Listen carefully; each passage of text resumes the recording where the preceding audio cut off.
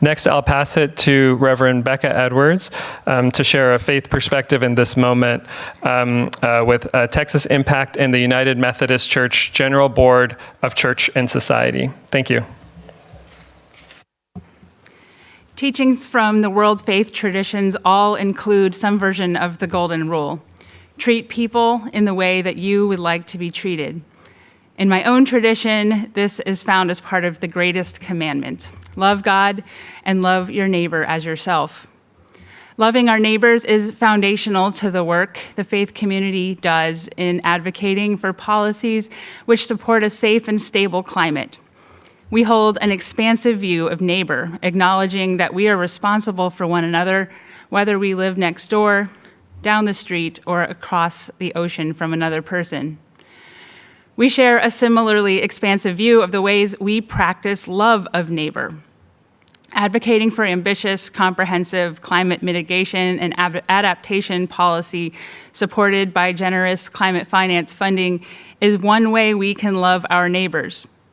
Now that we are aware of the ways climate change harms our neighbors, especially our neighbors around the world, we cannot in good conscience cease advocating for effective climate action.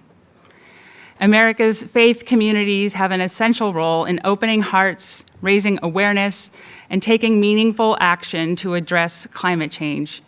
This moment demands that nations, communities, and faiths work together with urgency and resolve.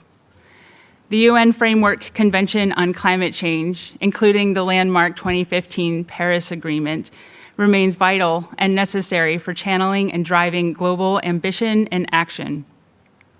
Turning away from constructive climate change negotiations will not change the increasingly severe climate impacts we are experiencing and will continue to experience in the US and elsewhere. We hope and pray for the restoration of the U.S. scientific research infrastructure and continued build-out of the clean and renewable energy sector, and the return of the U.S. to meaningful engagement in the international climate negotiation process.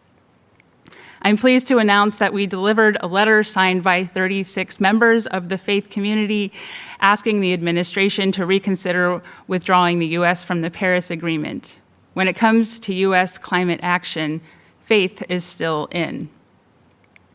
Even amid the uncertainty around our federal response to climate change, substantive work on climate adaptation and mitigation continues in the United States. U.S. faith communities and advocates are grateful for the work of city, county, and state governments to prepare for climate impacts and find ways to reduce their emissions. The creativity and commitment shown by these subnational governments is inspiring and represents a meaningful contribution toward the original U.S. goals for emissions reduction. While we are disappointed that our government is not represented here, we remain committed to the work of serving as a public witness and a tangible reminder of our shared duty to all of our neighbors.